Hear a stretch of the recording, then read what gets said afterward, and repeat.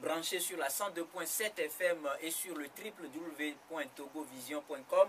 Ce matin, et c'est en direct du studio artistique de la radio, et c'est dans le cadre de votre émission Grand Jury KNTB-VGK, cette émission que vous suivez tous les jours de lundi à vendredi de 10h à 11h avec rediffusion à partir de 21h sur la 102.7 FM, émission reprise à Palimé via radio VGK tous les soirs à partir de 14h et à Anero via Radio Lumière tous les jours à partir de 15h. Et c'est à travers cette émission que nous proposons les commentaires, analyses et points de vue des confrères journalistes en studio autour des sujets d'actualité. Pour l'animation de cette émission, appelez-moi tout simplement Rodrigue Aego. Et autour de cette table ce matin pour ce numéro qui sera consacré un tout petit peu au survol de l'actualité en termes d'information et basé sur des discussions, des sujets sportifs, nous allons avoir comme invité pour vous Abel Zindodi qui nous vient du journal Magnan Libéré et de la radio Carré Jeune. Bonjour Abel Zindodi. Et bonjour Rodrigue, bonjour fidèle de KNTB, très à l'écoute. Bonjour à vous toutes et à vous tous. Le second invité qui est déjà présent dans ce studio, c'est bien sûr Prosper Lallemand. Bonjour Prosper. Bonjour Rodrigue, bonjour à tous les fidèles branchés. C'est un plaisir pour moi d'être pour la première fois dans cette émission que je suis tous les jours. Je crois quand même que c'est toujours d'avis lorsqu'on est ensemble avec les confrères. Toujours d'avis lorsqu'on est ensemble avec les confrères. Ici, tout va bien. Nous serons rejoints en studio par Abbas Issaka, directeur de publication du journal Le Magnan Libéré. Mais avant d'entamer donc les sujets à l'ordre de les sujets au menu de ce numéro du jour, permettez quand même que nous attirions votre attention sur les quelques comportements inciviques à proscrire. Ce matin, nous l'avons surpris, tant bien même étant dans une voiture aux vitres fumées, le propriétaire du véhicule 8929 AO, donc numéro d'immatriculation 8929 AO, qui était au téléphone au volant. Et c'est des comportements qui conduisent à des accidents, comportements qui est sanctionné, prévu et sanctionné donc par les tests en vigueur dans notre pays. Cher monsieur, s'il vous plaît, si vous voulez conduire, conduisez. Mais si vous voulez passer un appel ou recevoir un appel, serrez tout simplement à côté, passez votre appel sans être source d'accident pour d'autres personnes. Et permettez qu'on vous rappelle également que c'est demain que le Togo va lancer l'opération Togo propre qui se déroulera tous les premiers samedis de chaque mois dans notre cher pays, le Togo. Si c'est demain le 8 que ça va démarrer, c'était exceptionnellement fait pour permettre à la fête de Toussaint de bien se dérouler. Ceci étant, permettez que nous vous livrions les articles venant les articles donc de sport à la une des journaux que nous avons sur notre table ce matin, commençant par le Perroquet qui titre FTF, les démons du football togolais en difficulté. Gabriel Améi s'en va après avoir dévasté et mis à genoux le football togolais. Également à la une du journal La Symphonie, FTF, fin de mandat de l'équipe Fair Play. Que faire pour que Gabriel Améi et Yvette Clousset ne reviennent plus jamais à la FTF, s'interroge le journal. Pour le Magnan Libéré qui titre fin de mandat de la liste Fair Play à la FTF, une question à Gabriel Améi. Monsieur le Président, combien de jours voudriez-vous encore faire de plus, s'interroge le journal. Une pétition en cours pour le déloger, écrit le Magnan Libéré. Dans le journal Temps Nouveau, dans sa page consacrée au sport, nous lisons la CAN 2015 maintenue malgré Ebola. Et Fédération togolaise de football, la FIFA maintient en place le bureau de Gabriel Améi. Dernier article de sport dans ce journal, le Magnan est plutôt Temps Nouveau. Football championnat D1, les guerriers de Tchaoudjo champions.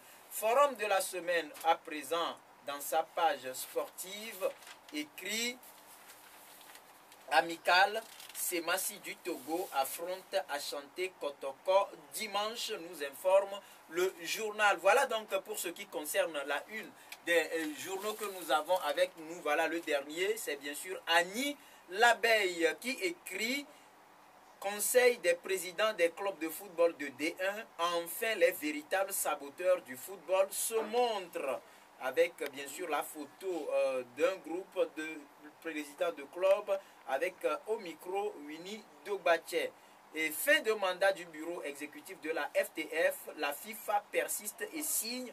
Gabriel Ameyi est au vert. Tino Adjete aux abois. Voilà donc les articles que nous avons sur notre table. Un des toujours Symphonie qui écrit. Voilà, je crois que je l'ai déjà donné ce titre, toujours dans le journal La Symphonie. Sous la JST, Média FC se régénère. Championnat D2, Kotoko de Lavier sacré champion. Et éliminatoire à Cannes 2015, Tchakala convoque 25 joueurs pour affronter la Guinée et le Ghana. Et si vous permettez rapidement, on peut vous donner le nom des 25 joueurs convoqués par Tchanile Tchakala. Nous avons au niveau des goals, Aounion Papa, voilà 3 joueurs qui signent leur retour dans le groupe. Agassa Kossi, Floyd Haïté et Maman Gafa. Et la liste complète, gardien Agassa Kossi, Sodoke Tidjani, Djehani Nguissan, Yakubu Nouroudine. Défenseur Serge Akako, Donou Kokou, Nouoklo Martin, Amevor Kodjo, Aounion Papa, Maman Gafa, Ouro Akuriko Sadat, Alban Sadat, Tawali Manima. Milieu Haïté Floyd, Wome Dove, Atakura Lalawele, Jen Dakonam, Mathieu Dosevi, Segbefia Prince, Alexis Romao. Et enfin les attaquants, Adebayor Cheyi, Haïté Jonathan, Peniel Mlapa, Abrao Kamaldine, Serge Gakpe. Et dernier article sport également à lire, championnat D1, une fin en catastrophe et de 10 pour Semassi de Sokode, Ligue maritime Est de football, congrès électif, après l'élection d'Afanou Agbeko, Gabriel Ameyi s'attire encore le ridicule. Voilà donc, chers confrères, tout ce qu'on peut lire à la une des journaux que nous avons reçus ce matin dans ce numéro de votre émission Grand Jury. Abel, un commentaire? Bon, un commentaire, c'est tout simplement que les confrères journalistes sont quand même au parfum de l'actualité sportive de l'heure. Vous savez que les journaux ont passé quand même au plein fin toutes les informations relatives à l'actualité footballistique bien sûr et également d'autres disciplines. On a parlé de Média FC qui a perdu donc son premier match sous l'ère AJST. Il y a le congrès au niveau de la fédération qui a retenu l'attention des confrères.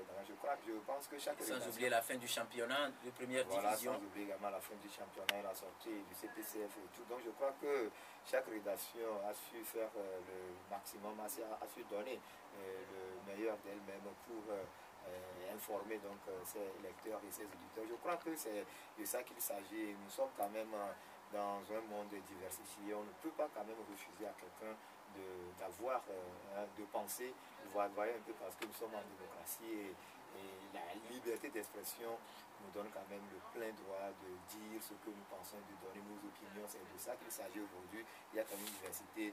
Les journaux ne sont pas quand même allés sur une même lancée. Et ça également qui donne l'engouement. C'est tant que les gens sont vraiment fair play, c'est tant que les gens sont vraiment des sportifs, ils doivent comprendre également que les avis doivent être partagés. On ne devrait pas obliger les gens à regarder dans une même direction, dans une seule direction. Vous voyez un peu. Donc c'est de ça qu'il s'agit. J'apprécie le boulot tant énorme que ces journaux ont abattu. Voilà, merci. Donc, l'avis, cette fois-ci, de Prosper Lallemand à Bouclou sur les sujets traités par tous ces journaux qui nous sont parvenus ce matin. Non, je crois que je ne vais pas me déroger à la règle. Le devoir de la presse, c'est d'informer, de former et d'éduquer. Et je crois quand même que tout ce qui a retenu mon attention, c'est que les données n'ont pas trop changé par rapport au point de vue aux analyses. Depuis peut-être 1 ou 2 ans, on a toujours les mêmes données. Donc quand vous avez tel journal, déjà vous savez ce qu'il doit dire à propos de la Fédération togolaise de football. Donc c'est là où moi je vois tout de même que le travail se fait, mais il y a encore beaucoup de choses à parfaire chez nous. Autant nous avons tous, au niveau de la presse écrite, sectarisé des comportements que nous ciblons et pour lesquels nous n'avons jamais cherché à trouver donc d'autres bémols. Donc ce qui veut dire que autant à la Fédération togolaise de football, les membres sont divisés, autant la presse aussi est divisée et le comportement de chacun va dans le sens de celui qu'il supporte. Il faut être honnête de le dire. Donc ceci dit, je ne peux accuser personne. C'est notre point de vue que nous donnons vis-à-vis de ce que nous sommes en train de faire. Donc qu'à cela ne tienne, pourvu que le football togolais aille de l'avant. Mais je nous conseillerais tout de même de faire mieux parce que lorsqu'on parle par exemple d'un acteur de football togolais, il va falloir que dans l'ensemble, je parle de nous tous, nous, dans notre entièreté, nous puissions converger tous vers la recherche de l'information, la réalité, et non la personnification donc du débat. Et c'est ça qui fait qu'aujourd'hui, il y a tellement de problèmes dans notre football et on sent réellement que la crise s'enlise grâce d'abord aux acteurs et puis à la presse. Grâce aux acteurs et puis à la presse. Rapidement, nous allons amorcer les sujets, les vifs du sujet donc au menu de ce numéro du jour. Et rapidement, mais avant de vous amener également sur les sujets du jour, je propose qu'on tâte le pouls d'Abbas Issaka, directeur de publication du journal Le Mania Libéré, qui vient de faire son entrée. Bonjour Abbas. Bonjour Rodrigue, bonjour auteur de Qualité. Et voilà, rapidement, nous parlons civisme dans cette émission avec un conducteur que nous avons vu ce matin, que nous avons surpris dans sa voiture aux vitres fumées, qui était en pleine circulation, en train de manipuler son téléphone au volant. Ouais, bon, il faudrait que lorsqu'on prenne des décisions, qu'il y ait des gens pour le faire suivre, parce que vous n'êtes pas sans savoir qu'il y a des gens, des gens qui sont là, bon, quand vous les voyez, vous croyez que c'est des gens qui sont un peu citoyens, mais ils ne le sont pas parce qu'ils ne veulent même pas respecter les règles qu'on met au monde. Or, en mettant ce problème de civisme, c'est pour la sécurité, la propre sécurité de nous tous. Lorsqu'il est en train de manipuler son téléphone, la tête baissée, en train de conduire, c'est dangereux et pour lui et dangereux pour la population. Peut-être qu'il peut déraper et aller ramasser certaines personnes, bien au niveau d'un feu rouge, il ne va même pas respecter. Ce monsieur-là va commettre beaucoup de bévues, beaucoup de gaffes. Donc il faudrait que au niveau des feux rouges, on a eu les forces de l'ordre qui sont spécialement chargées de surveiller ces genres de choses. Mais le contrôle, je sais pas. Est-ce que ça marche? Parce que moi, la personne que j'ai vue ce matin à bord du véhicule immatriculé 8929 AO qui manipulait son téléphone au volant, la tête baissée, c'était dans la circulation, pas au niveau des feux tricolores. Bon, c'était à l'approche des feux tricolores d'Adéhu, ici vers l'église.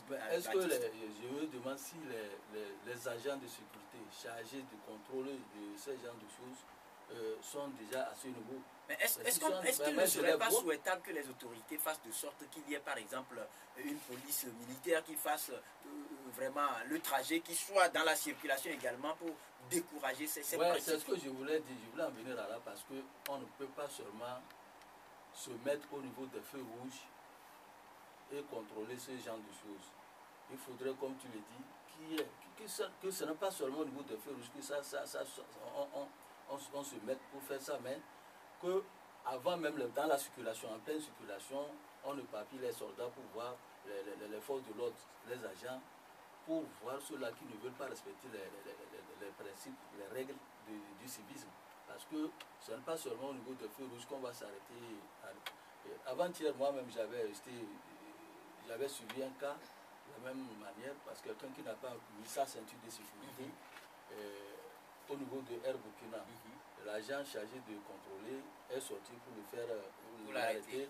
Il a foncé sur lui et l'agent, pour éviter d'être écrasé, a sauté sur la voie pour le laisser il a eu chaud. Il a eu chaud, sinon il allait l'écraser. Il fallait relever l'immatriculation du véhicule et nous, on est décidé à aider quand même le ministère de la Sécurité et le ministère des Transports. Donc il s'est mis de côté, le véhicule est passé parce qu'il a fait stop. Il a menacé la vie de l'agent. Donc, ce n'est pas assuré. Il faudrait que les gens sachent que ces mesures de citoyenneté et de civisme dont on met en place, c'est pour la sécurité de nous tous. Voilà. Et rapidement, Abel, demain vous allez balayer? Demain c'est le 8. Togo propre. Je crois que c'est une décision du gouvernement et tous les citoyens sont quand même... un projet très louable. Je crois bien, donc je sais que je vois que tout le monde doit sortir, y compris nous également, même si nous avons des obligations. On s'investit vers 8 heures rapidement, on sort et puis on balaye, et on nettoie quand même. Et à 9 heures, on se retrouve en studio. Et à 9 heures, on se retrouve en studio pour informer les auditeurs. Et puis ces auditeurs également qui seront dans la écoute. Je crois que c'est un projet très louable, c'est un projet à encourager, à accompagner. On va encourager et accompagner. Je rappelle que c'est les premiers samedis de chaque mois. Prosper l'Allemand, vous allez balayer où demain? On va balayer la fédération demain. On va balayer partout. La fédération est un territoire. Non, moi je suis comme nous sommes aujourd'hui autour de cette table en tant que journaliste sportif. Oui, c'est ce que j'ai dit. La fédération fait partie du territoire. Donc c'est sûr qu'on y sera pour balayer partout. Donc, mais le devoir incombe à tout un chacun. Et je crois que dans ce sens, l'État, au niveau de la mairie, fait quand même des efforts pour que les rues soient balayées. Mais la conclusion de tous les citoyens en ce sens, il va falloir qu'on regarde un tout petit peu. Vous savez, quelqu'un dit qu'il faut suivre le bon suivisme. C'est le feu Adema qui l'a dit. Au Ghana, tout proche de nous, il y a cet acte de civisme qui est imposé, où les gens ne déposent pas par là où ils veulent les sachets de Piota, les plastiques noirs, les emballages, voilà, tout ça là. Donc il va falloir que l'État togolais arrive à imposer cette règle. Et je crois que petit à petit, et il faut remettre le devoir également à l'école. Vous savez, le citoyen formé dès le bas âge.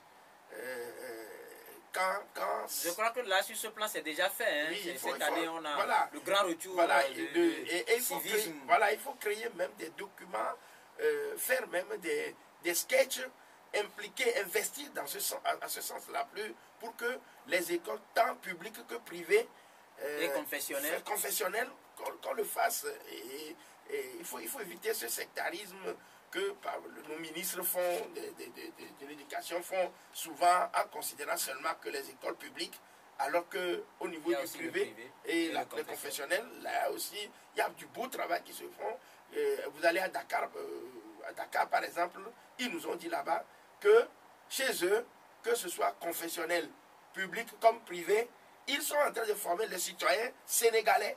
Alors, pourquoi mettre la différence entre les... Alors qu'ici, vous allez voir même pour la formation des enseignants, on ne cadre que ceux qui sont dans le public et on laisse les privés se débrouiller tout seul alors que nous appliquons le même programme. Donc je crois, j'interpelle le ministère de l'éducation civique de pouvoir également s'allier avec son confrère de l'éducation pour qu'ensemble ils trouvent un modus vivendi pour former tous les enseignants dans ce sens. Et à partir de là, je crois quand même que nous préparerons des citoyens togolais de demain aguerris pour pouvoir servir la nation. Voilà, pour pouvoir servir la nation également. Attirer l'attention des passagers au niveau de certains taxis ou encore de Soutral, qu'il faudra éviter de jeter de part les vitres, les sachets, que ce soit les bouillies, parce que j'en ai vu ce matin quand vous finissez de boire, et tous les chauffeurs doivent également prévoir peut-être une sorte de poubelle dans leur voiture pour collecter vraiment tous ces sachets-là, et une fois arrivé à destination, trouver une autre poubelle, parce qu'il y en a sur la mer courante, pour pouvoir déverser tout ça. Nous voulons notre ville ou notre Togo propre, et c'est ça l'appel que nous lançons ce matin. Un dernier mot autour du civisme. Un dernier mot autour du civisme. Je crois savoir que le ministre de la formation civique, Madame Germaine Anaté Kouméalo, a commencé à entreprendre des tournées tout le long de ce mois d'octobre à l'intérieur du pays, à expliquer. Moi, je crois que la seule tournée ne suffit pas. Parce que ce moyen-là qu'on a pris pour faire la tournée, on pouvait le prendre parce qu'il y a les radios rurales, les radios communautaires au niveau de l'intérieur du pays qu'on peut mettre à contribution. On met des moyens, on fait aussi des affiches qu'on fait sur toute l'étendue du territoire. J'ai commencé par voir certains ici dans la ville de Lomé où on dit ne faites plus jamais ça avec des croix là-dessus. Donc il faudrait que ça soit ainsi et qu'on implique davantage les médias dans ces genres de choses, parce que les médias, ça ne serait pas seulement un seul mois qui vont prendre. Ça, à tout moment, à chaque média, lorsque un média veut parler, il va mettre d'abord le civisme. avant de commencer. Voilà. Surtout comme la leçon de morale. Comme nous le faisons dans aujourd'hui. l'émission Donc, Grand Jury. il ne faudrait pas que ça s'arrête là, parce que les tournées, quand on a rassemblé, ceux-là qu'on a rassemblés, ce n'est pas tout le village, ce n'est pas toute la communauté d'une ville qu'on a pu rassembler sur un lieu public. Il y aura certains qui ne viendront pas. Mais si c'est les radios, ceux-là qui n'ont pas pu venir au rassemblement du ministre, au moins, quand les radios vont relayer tout ça là, dans toutes les langues, bien sûr. Ce soit la ministre l'a dit, hein, c'est une disposition qui est prise et que progressivement tout cela va rentrer en application. Donc on a fini le mois d'octobre, qui est dénommé mois de sensibilisation. Mais c'est pas fini, parce que ça, je crois savoir qu'ils disent qu'ils vont encore poursuivre les discussions et voir comment étendre ce type de suivi. Sinon, ça ne peut pas s'arrêter à la seule tournée de la ministre délégation dans les villes. Ils sont à l'écoute et bien de choses également à Madame Germaine Anaté Koumialo, ministre de la Communication, de la Culture, des Arts et de la Formation civique. Ceci étant rapidement scrutant les journaux, tout à l'heure nous avons vu que les journaux se sont appesantis sur 3 sujets différents. Un premier sujet relatif au congrès à la Fédération togolaise de football, un second sujet relatif à la fin du championnat national de première division et un troisième sujet qui est relatif à la sortie de CPCF. Donc voilà, rapidement, Abel Zindodi, on va commencer par vous. À quand finalement le congrès à la Fédération togolaise de football? Bon, quand le congrès, je crois que la lettre de la FIFA, là, c'est bien stipulé. La FIFA a envoyé un courrier à la fédération, en tout cas à l'ancien président de la Fédération togolaise de football, de rester en place pour organiser on va dire le président sortant, puisqu'il n'est pas encore ancien. C'est vrai que son mandat est parti, mais oui, tant que le bureau reste. Tant que le mandat est fini, il est ancien président. Donc l'ancien président de la fédération de rester en place et ensemble avec les acteurs d'organiser le congrès extraordinaire. Le congrès extraordinaire tant souhaité par ce dernier. Donc je crois que le bureau, l'ancien bureau de la fédération va organiser le congrès extraordinaire le 6 décembre. Donc c'est ça. Quand le congrès, la réponse justement c'est le 6 décembre 2014 si tout va bien. Donc je crois que la FIFA est dans cette logique. Et le courrier de la FIFA est vraiment explicite. C'est un courrier qui remet donc chacun devant ses responsabilités, qui met donc chacun devant ses responsabilités. L'ancien président de la fédération qui a tant souhaité faire participer 18 clubs de 3e division au congrès électif de la fédération, il a souhaité, il a été quand même très accroché à cette logique-là, mais ce courrier que nous avons devant nous a écarté, ma foi, donc ces 18 clubs. Et le courrier est revenu également sur certains acteurs qui n'auraient pas donc participé aux compétitions organisées par la Fédération togolaise de football. Et le courrier a tranché donc sur tous ces gens-là. Donc je crois que nous allons quand même nous en tenir à ce document de la FIFA, tout en restant donc éveillé par rapport à d'autres situations déplorables qui pourraient toutefois envenimer la situation. Donc je crois que nous, à notre niveau, on s'en tient à ce document de la FIFA et je crois que chaque jour que Dieu fait, la fédération envoie des courriers à la FIFA, les acteurs envoient également, la FIFA également répond. Donc je crois que c'est dans cette lignée-là que nous allons rester, c'est dans cette logique-là que nous allons rester en attendant le jour J. Vous voyez, donc ce jour-là, c'est le jour du congrès extraordinaire. Le 6 décembre. Le 6 décembre, et après, on va quand même donner la date du congrès électif.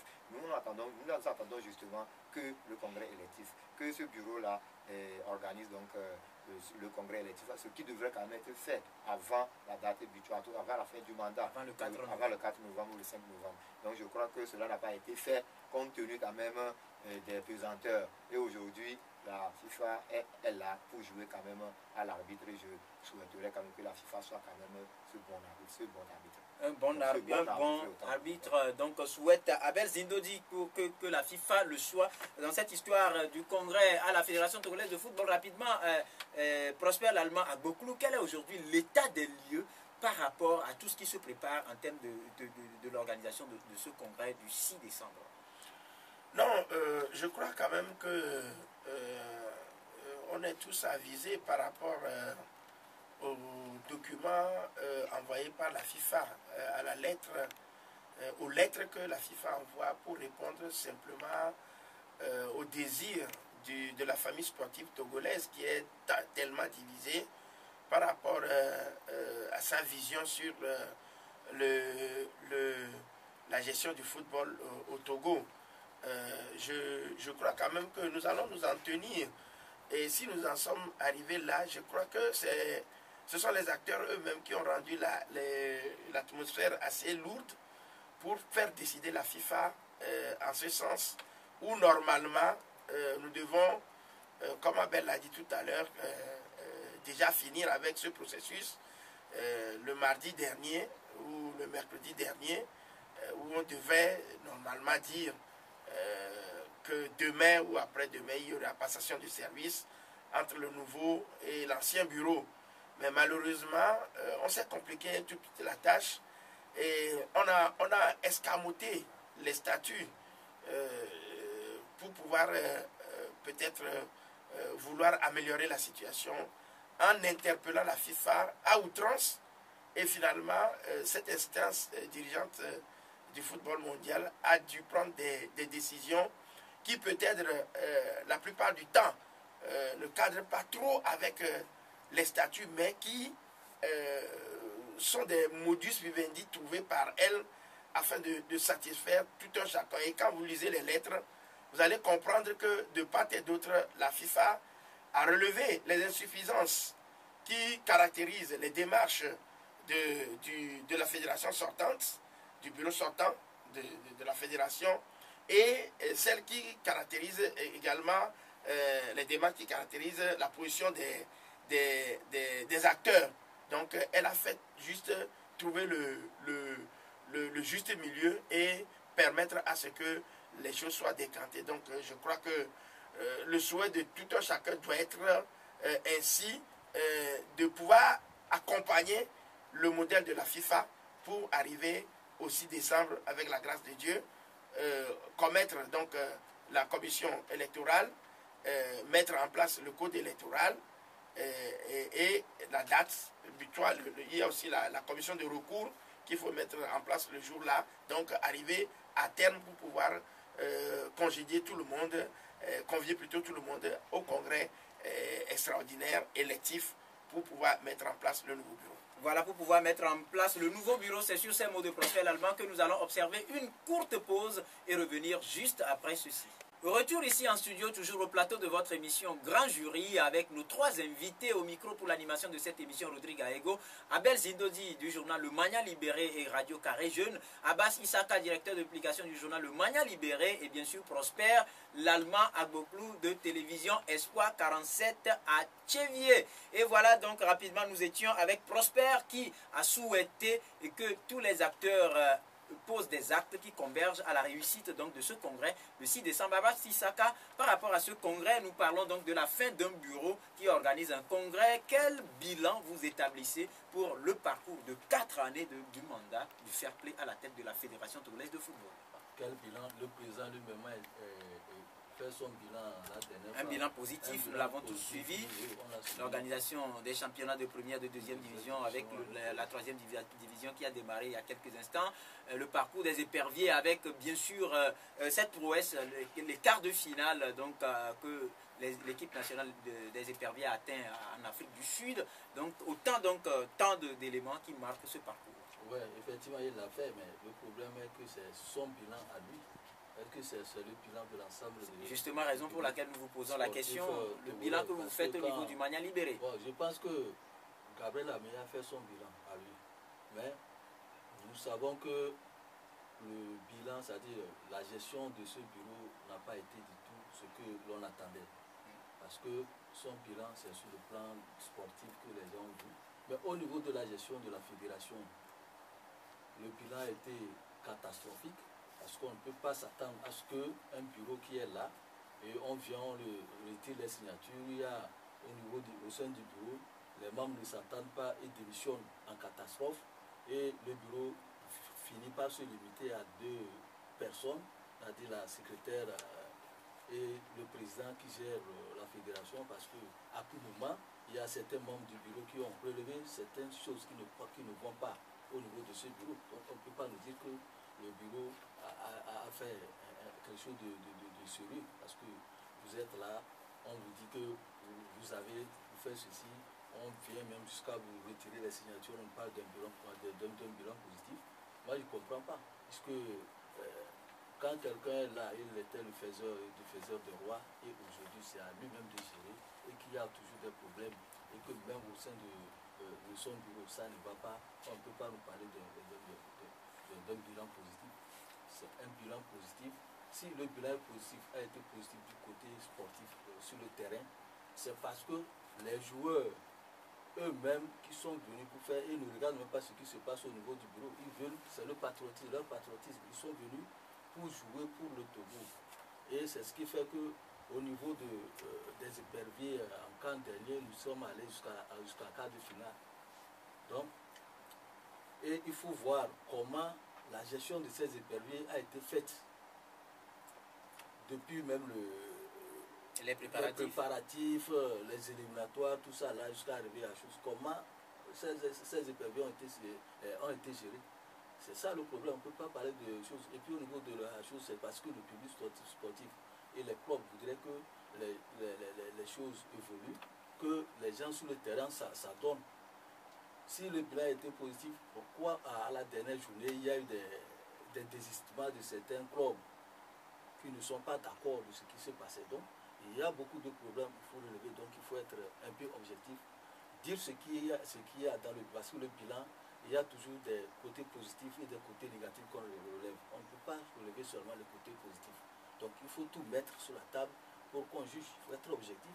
Dire que voilà, ceci-là a marché, ceci-là n'a pas marché. Tel que nous voyons les choses, c'est que c'est un bilan mitigé et un bilan qui n'a pas répondu aux aspects de tous les Togolais, aux aspirations de l'ensemble du public sportif togolais. On ne peut pas parler d'un bilan positif. Pour le moment, moi, à mon niveau, c'est un bilan mi-figue, mi-raisin. Mi-figue, mi-raisin. Tout à l'heure, Abel, quand Abbas dressait le bilan donc, de la gestion des affaires par la liste fair play à la Fédération togolaise de football, il a parlé du fait que des clubs aient boudé la dernière journée donc, du championnat national de football de première division. Qu'est-ce qui s'est réellement passé? Non, vous savez, il y a quand même eu un temps, certains présidents de clubs de première division se sont regroupés au sein quand même du CPCF, le Conseil des présidents de clubs de football. Et donc, ce groupe de responsables de clubs s'est réuni donc le samedi dernier pour discuter de la suite donc, de ce championnat, du début du championnat jusqu'à la 22e journée qui devrait donc, en tout cas, qui s'est disputée tant bien que mal le dimanche dernier avec deux matchs seulement sur les 6. Donc je crois que c'est de ça qu'il s'agit. Ces présidents se sont réunis pour discuter justement. Et au fil, donc, au cours des discussions, il s'est quand même avéré qu'il y a eu quand même beaucoup de choses beaucoup d'incongruités qui se sont passées donc au cours de ce championnat. Il y a eu donc des matchs truqués surtout, parce que quand on parle de matchs truqués, la FIFA n'a jamais été d'accord par rapport à ça. Est-ce qu'il y a eu réellement des matchs truqués? Quels sont les facteurs qui expliquent le fait que des matchs soient truqués? Rodrigue, vous et nous ne sommes pas quand même des responsables de club, des présidents de club, mais nous sommes des acteurs également qui accompagnons donc ces responsables de club, bien ce football-là. Nous essayons quand même de faire des recoupements par rapport à ce qui se passe autour de ce football, et tout le temps on a essayé quand même de relever certains manquements, certaines choses que nous portons donc à l'attention du public sportif. Mais quand ce sont donc les responsables des clubs qui viennent dire les choses, il faut quand même, c'est M. Meba Germain qui a dit, je ne sais pas si vous avez le son ici, il a dit ouvertement devant les caméras et les micros des journalistes et tout, il a dit que le match Maranatha Unisport a été truqué. C'était un match truqué, c'est Meba Germain qui l'a dit. C'est un président de club. C'est quelqu'un qui a dit. Justement, président d'Asco de Cara, un club pas des moindres, vous voyez un peu. Et M. Meba Germain n'est pas un petit vulgaire, quelqu'un qui peut raconter de n'importe quoi. Est-ce que vous le connaissez, le monsieur? Vous voyez un peu. C'est un responsable, c'est un homme d'affaires. C'est quelqu'un qui a injecté des millions dans ce football-là. Et cette année, cette saison, justement, M. Meba Germain a injecté autant de sous dans son club pour le développement de ce championnat, de ce football. Et donc c'est lui qui dit qu'il y a des matchs truqués. Et c'est un président de club qui le dit. Ce n'est plus un journaliste qu'on l'appelle au téléphone pour dire non, où est-ce que vous avez vu le match truqué et tout. Ça, c'est un président de club qui l'a dit. En temps normal, la FIFA doit quand même s'auto-saisir. Même si c'est pas avant quand même d'aller au niveau de la FIFA, la fédération, en écoutant ça, en suivant donc les déclarations de ce monsieur, doit s'auto-saisir à travers la commission de discipline ou la commission de recours. Est-ce que vous voyez? Et donc, c'est cette commission, mais ces deux commissions qui devaient donc statuer sur les propos de ce monsieur, l'inviter, le convoquer et l'écouter. Vous voyez un peu, il va donner les explications par rapport à ce qu'il est en train de, aux allégations, bien, aux arguments qu'il est en train d'avancer et tout. Donc je crois que c'est tous ces paramètres réunis qui font que le CPCF a décidé de bouder la 22e journée. Des matchs truqués dans un championnat, mais le championnat n'a plus quand même sa valeur. Est-ce que vous voyez? Et donc quand le président qui injecte de l'argent trouve que les arbitres ou bien les matchs sont joués d'avance, les résultats des matchs sont connus d'avance et les arbitres sont montés pour cela. Et nous avons connu des arbitres ces derniers jours qui sont des arbitres commando qui font les résultats avant donc, le coup d'avant de la rencontre. Est-ce que vous pouvez comprendre ça? Donc les présidents, moi je dis, ils sont quand même dans leur logique, ils sont dans leur rôle de défenseurs de leurs joueurs, des clubs et tout. Mais également, je voudrais quand même faire relever qu'ils ont quand même effectué une sortie tardive. C'est vrai, puisque c'est la 22e journée. Si c'est jusque, je crois, à la 10e, 12e, 13e, 14e ou 15e journée qu'ils ont effectué quand même cette sortie, ça aurait quand même un impact. Donc c'est une seule journée qu'ils ont décidé de boycotter. Mais comme vous connaissez très bien l'ancien bureau de la fédération, et ce bureau a une politique de, comment vous l'appelez, le chien aboie et la caravane passe. Et la dernière fois, au lieu de 6 rencontres, on n'a joué que 2, mais on l'a quand même comptabilisé. En temps normal, sous d'autres cieux, mais le championnat, on doit quand même reporter le championnat. Vous voyez, sur 6 matchs, on ne joue que 2. Vous voyez? Donc, bon, c'est un peu ça. Moi, je trouve quand même que les responsables du CPCF ont leur raison. Ils ont quand même leur objectif à atteindre. Peut-être ils auraient quand même atteint leur objectif. En tout cas, on attend de voir. Prosper Lalma Agboklou, nous sommes en train de parler de la fin du championnat avec le fait que sur 6 matchs au programme, 2 seulement aient pu être joués. Non, je pense que nous devons susciter beaucoup de pragmatisme dans ce que nous sommes en train de faire. Si vous m'avez invité aujourd'hui à cette table, autant vous appeler pour vous dire, Rodrigue, je ne serai pas là que de pouvoir faire l'école buissonnière et de vous faire constater que je ne suis pas là. Et je crois que je ne comprends pas ce que vous voulez dire. Vous savez, moi, j'ai appelé avec tout le respect, franchement, ces présidents des clubs que je vois devant moi, tous ceux qui étaient assis la dernière fois, je leur dois beaucoup de respect, je les respecte beaucoup. Ça, il faut le dire. En tant que personnalité, j'ai côtoyé la majorité d'entre eux. Et ce que je dis ici, ce n'est pas pour entacher leur intégrité personnelle, physique, mais en tant que des actes. Voilà, des actes du président qu'ils ont posés. Je crois quand même qu'il est dit que pour un match que vous voulez boycotter, il faut au moins 48 heures, disons 72 heures pour signaler l'avance. Et informer les raisons qui vous poussent à le faire par écrit, au moins à l'instance. Bien, ils ont reçu le courrier le jeudi. Et ça aussi, c'est dans l'ordre 48 et 72 heures qu'il faut envoyer à faire l'information au club. Ils ont été informés depuis jeudi qu'ils vont jouer dimanche. Et je crois que si Ange n'a pas eu, je crois qu'au moins Gomido ou quelqu'un d'entre eux a quand même eu l'information puisqu'ils forment un groupe. Un groupe, c'est un tout. Moi, c'est là où je parle de pragmatisme.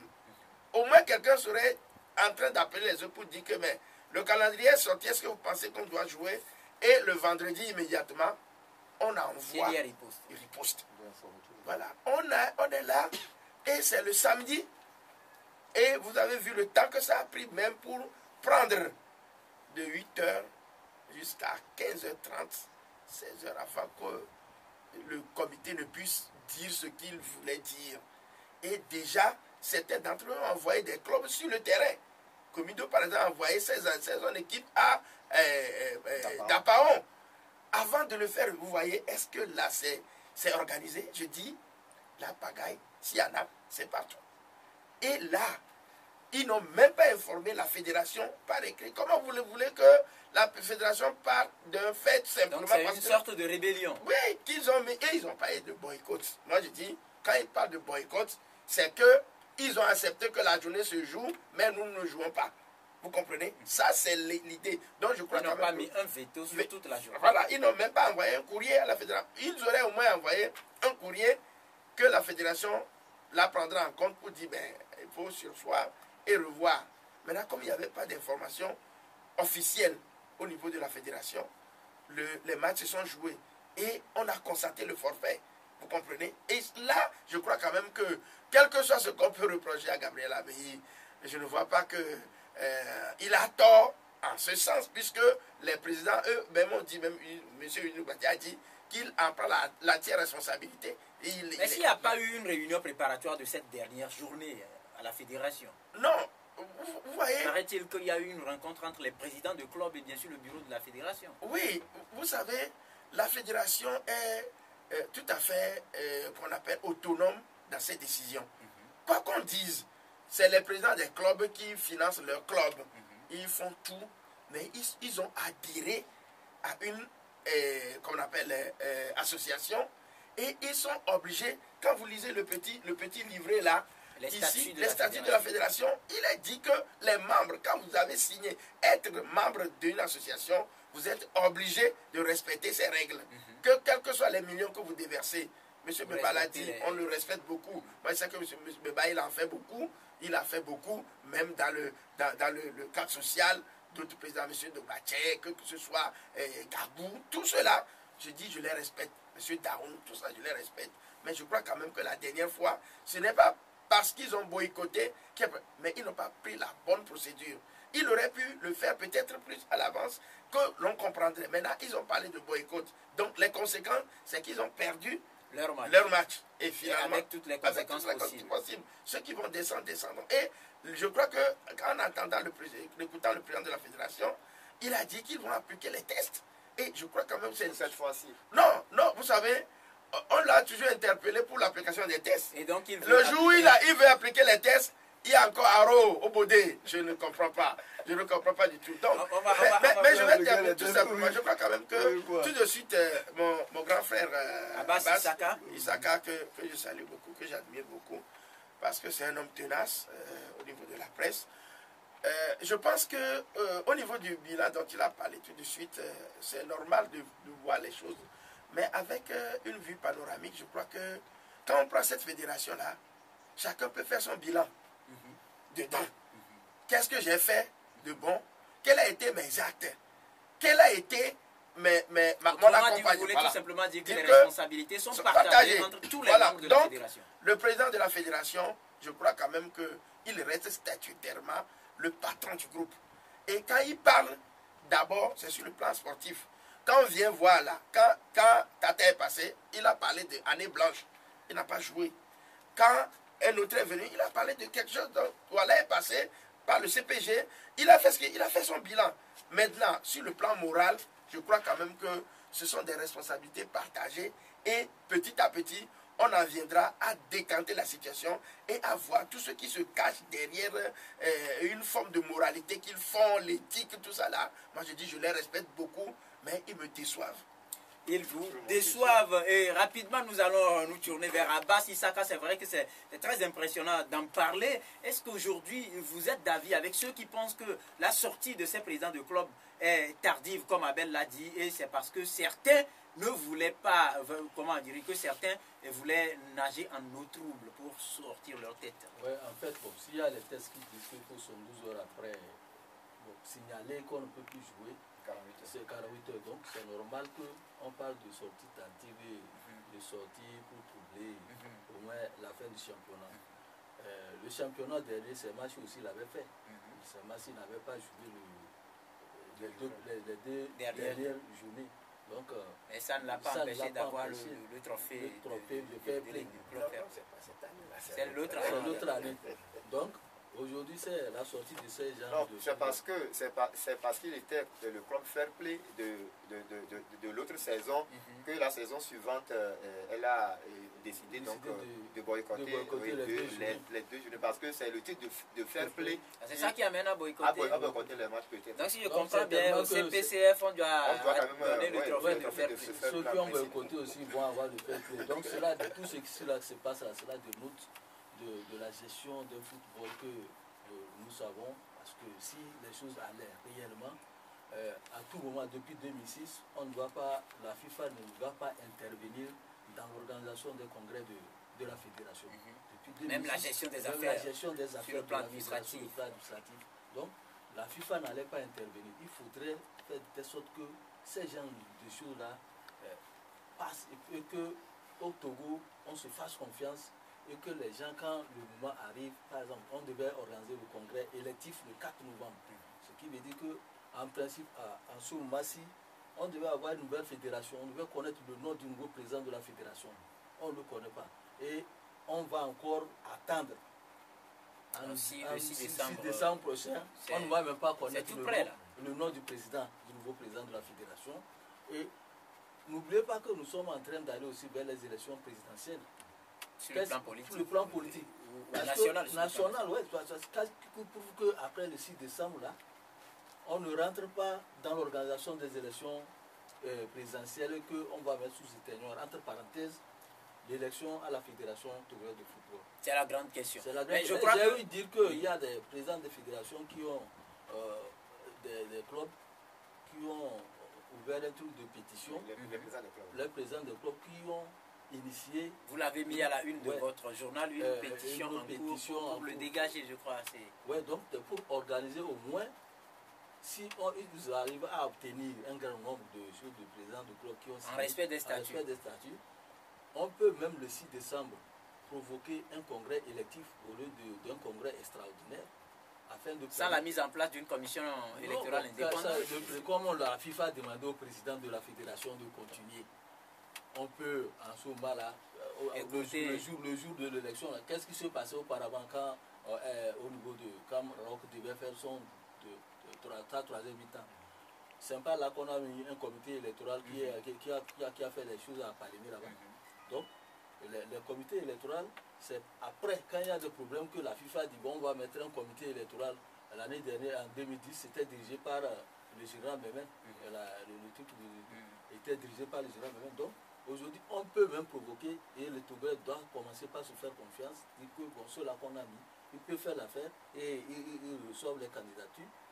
Puisqu'il y a déjà des candidatures déjà annoncées, ces candidatures-là, si on veut là, on peut encore, si il arrivait que la procédure là arrivait et la que pétition aboutissait, j'ai cru entendre aussi qu'après, si ça aboutit, il faut que ça aille au niveau de la FIFA. Et la FIFA pour l'authentification des signatures, bien sûr, des pétitionnaires. Donc ça aussi, ça prend tout un long processus.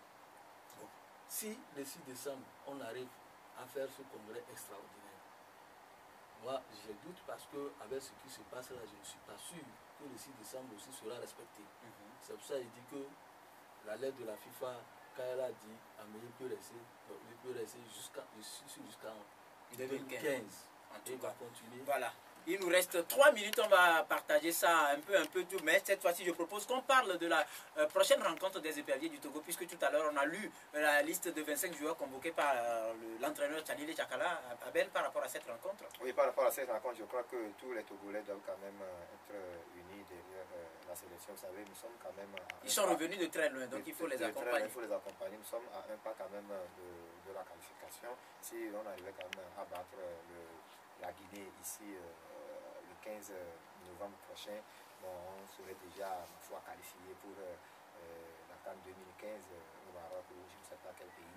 Donc je crois que c'est un peu le boulot que nous allons quand même nous donner à faire et inviter donc le public sportif à être derrière. Maintenant, le staff technique doit être beaucoup plus sérieux. Je reviens quand même là-dessus, Tchani Tchakala et ses amis doivent être beaucoup plus sérieux dans le choix des joueurs. Il y a quand même de de ces choses-là qui reviennent dans la maison, l'ancienne méthode de faire les convocations fantaisistes basées sur des décisions pécuniaires et tout. Donc je crois qu'il y a certains joueurs, par exemple, quand on prend celui qui est Tidjani, un joueur qui évolue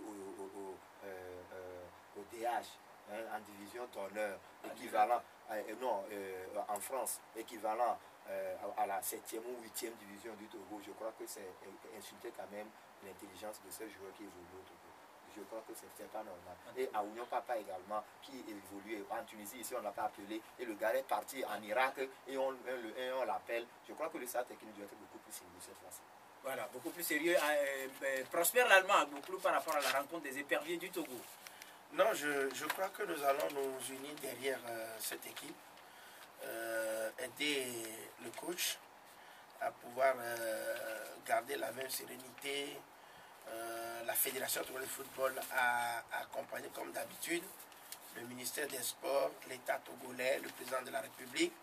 Tout un chacun doit être derrière pour pouvoir aider cette équipe-là à la réussite. Maintenant, comme ce que disait Abel tout à l'heure, je crois que la convocation de certains joueurs participe à la volonté de certains acteurs également qui veulent voir regarder les joueurs dont vous parlez, quand on parle de Sidani Tudouké, de Aoudou Papa, regardez dans quel sillage ils sont. Il y a même des journalistes qui sont derrière ça. Et c'est ce qui est mauvais. Oui, il y a même des journalistes qui sont derrière ça. Des journalistes qui proposent les joueurs. Voilà, et qui insistent voilà, à ce que ces joueurs-là viennent. Je dis, c'est pas normal. Ça aussi, c'est une chose. Les journalistes agents de joueurs. Bon, malheureusement, on en reviendra. C'est vrai. Un dernier mot, Abbas, autour de en 30 secondes. La prochaine rencontre des éperviers du Togo. Nous appelons tout le public sportif à être au terrain parce que la victoire du Togo sur la Guinée signifie en même temps la qualification totale du Togo, malgré le score que le Togo fera à Tamale. Donc, vous êtes donc appelés à sortir massivement pour soutenir les éperviers du Togo. En tout cas, nous les savons très très déterminés à assurer cette qualification. Merci donc à nos invités, Abel Zindodi du journal Mania Libéré Radio Carré Jeune. Merci également à Abbas Issaka, directeur de publication du journal Le Mania Libéré. Merci à Prosper l'Allemand Agboklou qui nous est venu de la télévision Espoir 47 de Tchévier. Merci donc à toute l'équipe technique qui nous a accompagnés. Et je vous souhaite un très très bon week-end. Le temps de vous retrouver lundi, même fréquence, même site, même émission avec, si tout va bien, toujours Rodrigue Aego. Au revoir.